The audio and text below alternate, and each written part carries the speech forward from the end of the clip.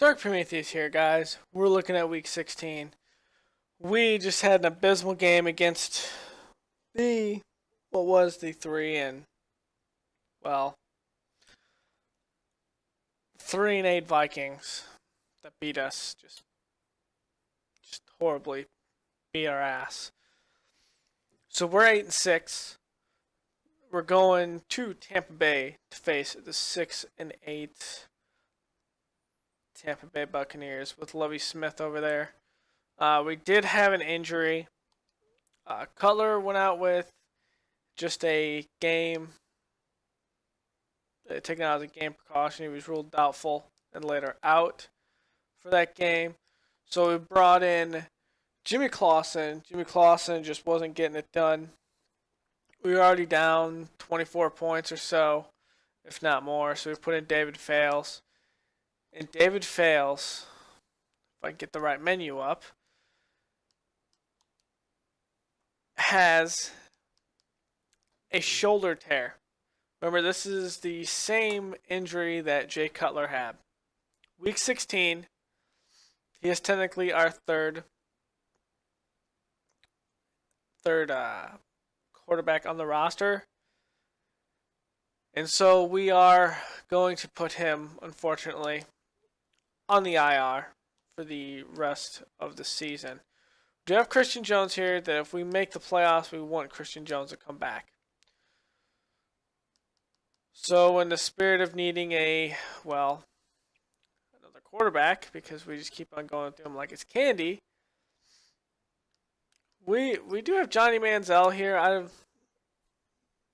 Even after the patches, I'm not sure how he got cut again. Am I going to do it? Frankly, no.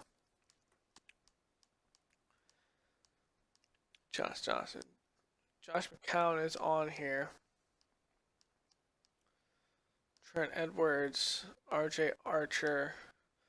We're going to bring back Shane Carden. He is familiar with our offense of coming back on here, being on the training camp squad and doing a little preseason as well. So we will bring in Shane Carden to back up Jimmy Clausen. But to this point, we are going to have to, just put together a game we can trust at this point. Shane Carden is right there. He is considered a rookie, undrafted out of Eastern Carolina. So now that we got that, the Vikings will be moving into a new stadium. They get their last one playing in TCF Bank Stadium and destroying us. The Lions have won their game. So literally, they must lose week 16. We have to beat Lovie Smith in Tampa, which we failed to do last year. And then we must go to Soldier Field at home and play the Lions, a team that's looking for revenge after we stomped them by 30 points. This is a big hurdle. The Packers, if we lose out, it's even possible that the Packers, depending on divisional records, it is possible the Packers can actually get past us, but that's highly unlikely because we'd be higher in division. We have 2 wins over the Packers. And so, yep, that's right. Aaron Rodgers' hold over the NFC North ends in 2015, as they don't even make a wild card spot. Let's look at the news before we scout. Saints are also going to the new stadium. So still Brendan Ash in there. So we're going to look.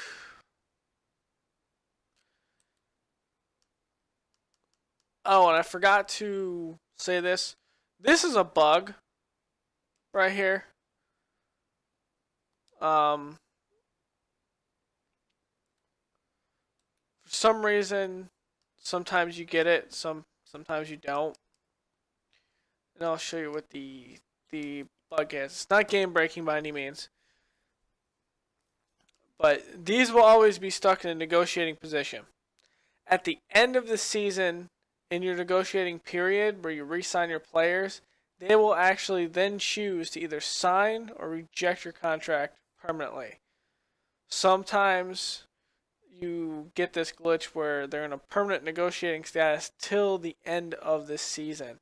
So I wanted to put that in the last news video, but I actually looked it up yesterday or today, and I have figured out that is in fact what's going on here. So we'll have to look at those players later when we have everyone else on the roster that needs to be picked, which is going to be a lot of players.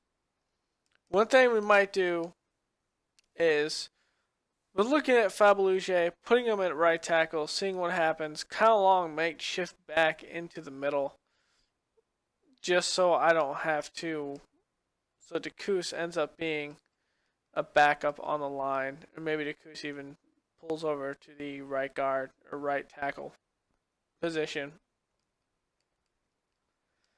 Because really, yeah, I would like some depth here, but Kyle Long needs to be anchoring that center.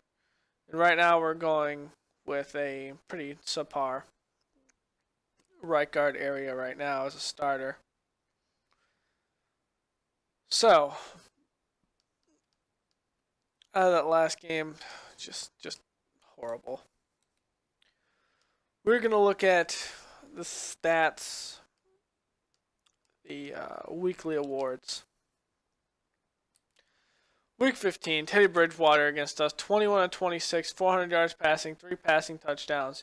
He took 4 sacks, but, I mean, we just could not stop Kyle Rudolph.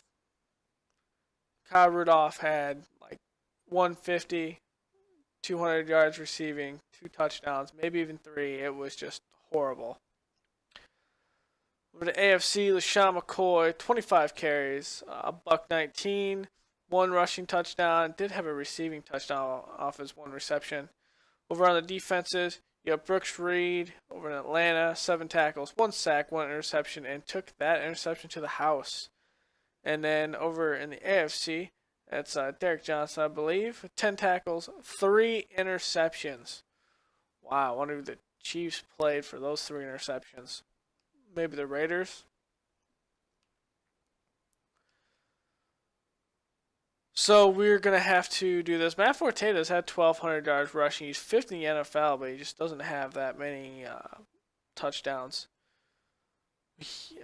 Alshon has 52 receptions, and that is just absolutely abysmal. We need to get Alshon Jeffrey more involved. Although we have had some difficulties when it comes to getting players on the field due to injury. So really, I have whatever I want to do with it. I wouldn't even know where to start. Defensively, it's just been abysmal. Without Christian Jones, we did bring in Lance Briggs to change the state of our run defense a little bit, and our safeties just could not hold down Kyle Rudolph. So I'm thinking I need another hybrid safety. Some of the safety looks we do, or some of the looks that we do, does 3 safeties instead of a corner. So I have Sherrick McManus sometimes in the backfield on a tight end. He's just getting beat hard. Zone blitz. Look at Antoine Bryan. He is 5'10". Charleston zone blitz. I'm not comfortable with that height though.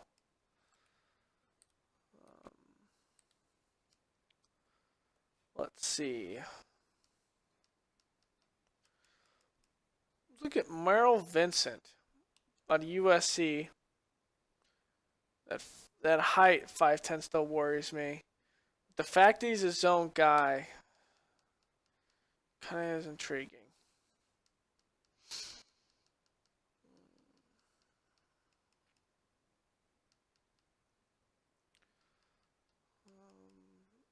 nothing I see on the ends that could be big. DJ Gilmore, we were looking at him. Tackle, block shedding, hit power. Ooh, that could be a good late round. Whoops. Okay, one thing I gotta figure out is I need room on these corners. NC State, Alex Ivory, he's 5'10 now. From Northern Illinois, here's a close neighborhood school. Balanced, attacking 4-3, we can change that. Zone coverage, catching, and man coverage. He's projected to go undrafted. So literally this guy right here, we can get him with a late pick. And he would be in the slot, essentially. FAU, Zeke Bullock.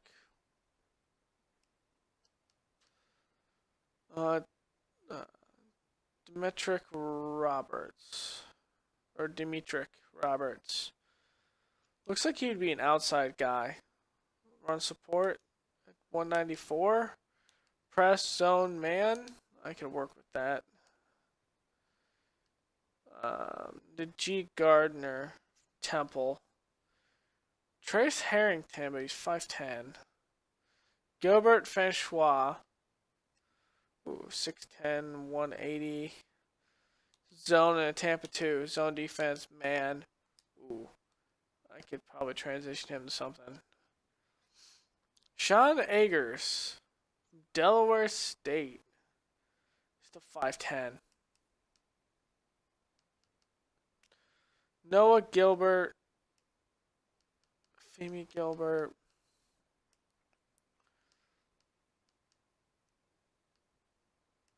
Let's look at Ben Hunt. 6'2", 230. He's a prototype. Good tackle. Good pursuit. Good hit power. This guy's, if he falls, he's going to be a beast. Look at Keenan Harrington, too. 235. Run stopper. Tackle. Pursuit. Hit power. He's going to go undrafted. Just by looking at that. So we got 8 points left. We're going to look at... Sorry for the yawn there. We might actually look at a receiver. Speedy guy, 5'9". Anton Dahl, New Hampshire, spread offense. He's a speed guy, he's 21. And he isn't, his fasting thing isn't even speed.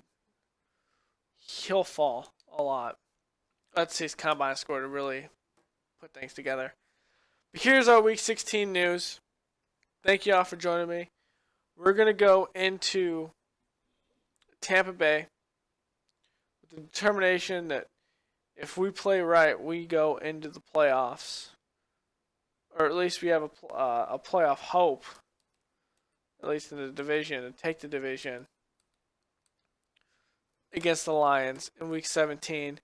In which will be a showdown. Otherwise, the Lions will be playing with a playoff berth and a possible spoiler alert for the Bears and making them not even make the playoffs. So I will see you guys next time. Later.